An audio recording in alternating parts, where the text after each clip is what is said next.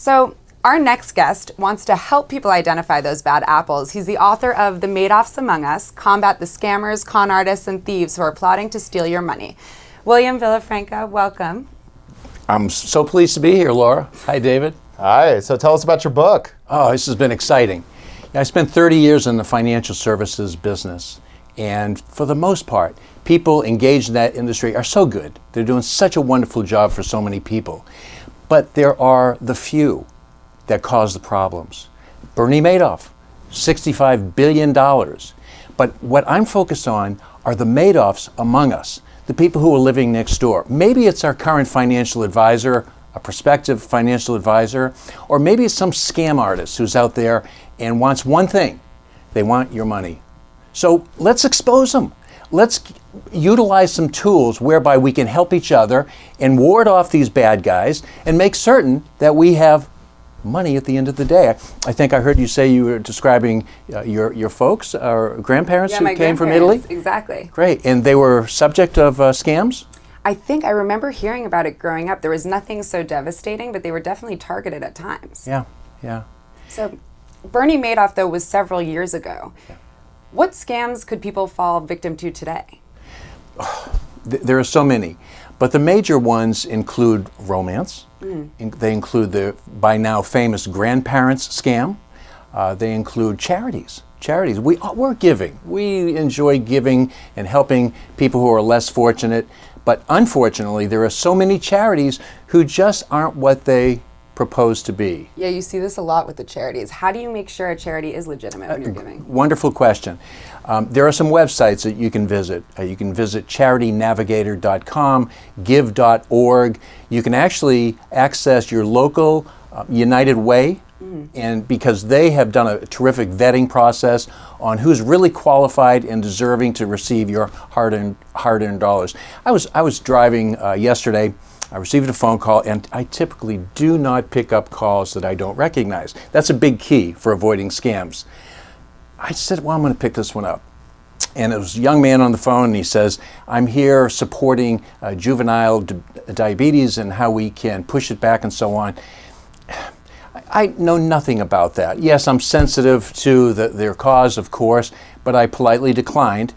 If you go home and just check out what the name of that is, you'd be surprised at the percentage that does not get to the beneficiaries of that charity. Yeah. So why do smart people fall for these scams? Oh, I love that question.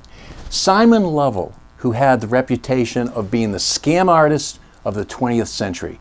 This guy would walk into a bar, he would call people, he would scam people out of hundreds of thousands of dollars. He was caught, put in jail, came out of jail, started writing, started speaking. He is quoted as saying, I love it when people tell me they can't be conned, because in my mind, they're halfway to being conned. Wow. So the smart people, David, they say, who's going to con me? I'm smarter than they are. Not so fast. It's the smart people who fall prey. So how do we know when to be skeptical about financial advice? Give us some tips. There are three advisors that I would advise folks to be wary of. The first one is the novice, the person who's only been licensed in the industry for maybe several months, maybe a couple of years. My first year in the business, I was dangerous. I wouldn't have taken my advice. So it's not always malicious. It's not always malicious. Okay. That's exactly right. We'll chalk that one up to inexperience. Yeah. But you can lose an awful lot of money. Yeah. I remember a woman came into my office. I think I was there a week. And I worked for a marvelous firm, one of the best on Wall Street, just terrific, wonderful people. The woman sat down in front of me and she said, I have $50,000. I'm not sure what I want to do with it. I'm looking long term, and I'm doing my very best, asking the appropriate questions as I saw fit. And she told me she wanted long-term growth. And I said, well, here's a wonderful total return mutual fund I think you should be invested in. Within 5 minutes, literally 5 minutes, she said, Bill, I have complete confidence in you. Whatever you think is right, you go ahead and do. How? Wow, yeah. That's crazy. So unless that novice is working with a more experienced team, I would be a little suspicious. The second one is the real salesy person, the person that invites you to a dinner and he or she has one product that's going to solve all of your problems. That's rough. Yeah. That's rough. Beware, red flag, do not bring your checkbook. We don't want to give that person money until we do our own due diligence. And the third one is the one who's very opinionated. Someone who believes the Dow Jones, the S&P 500, they're going to hell in a handbasket, convert everything to gold, cash. I know someone like that. I want to talk to that person. I want to talk to that person. Or conversely, they're bullish. Oh, geez, sure, the market's at 25,000 today, but It's going to be 30,000. it's going to be 30, and watch out for those people. Those are kind of the red flags. But more importantly, David, Laura, interview and make certain you know who you are working with. They are trained, hopefully correctly trained, to ask us questions. I'm hoping to train people to ask them questions. Questions like, tell me about your experience in financial services. Are you a fiduciary? Are you a fiduciary? Most assuredly. That is new language that has come just about over the past several months. Used to be with best interest, and that's still a very important sign. Are these investments in my best interest? But tell me about yourself. How long have you been in this business? I've been in this business since 2013 now.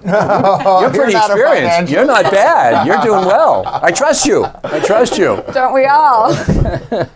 But beyond that, is this the only firm you've been with? Have you been with other firms in the past? If so, for what period of time? You can also go to a website called broker.com, broker.com. Okay. Plug in that advisor's name, perhaps the city, and the website it's run by FINRA, the Financial Industry Regulatory Authority.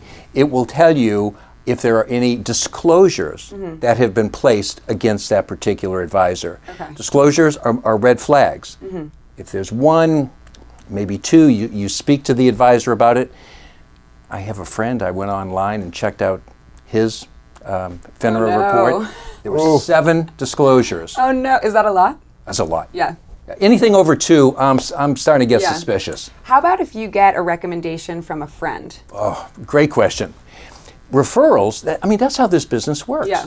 But who are they referring you to? My premise is do your own homework, do your own due diligence. Yeah, your brother-in-law might say, hey, Bill Francavilla, a wonderful advisor. I've been with him for forever.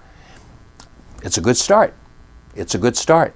But then employ those questions and make certain that you are asking the questions. Do you have any industry certifications? Are you a CFP, a CHFC?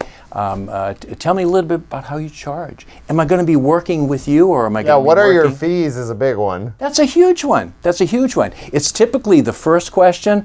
I think it's probably the last question, because I would rather work with an advisor who charges me a little more, but I trust that person, as opposed to someone who's going to discount my fees and I don't trust. That what is cheap is ultimately expensive. I've heard that before. I've heard that Saying in before. Spanish. Yeah. But anyway, thank you so much for joining us today. We Well, really thank you for the appreciate it. invitation. Thank you Let's for get the being here. message out. Yeah, it's so Let's important. protect our funds. People have to know.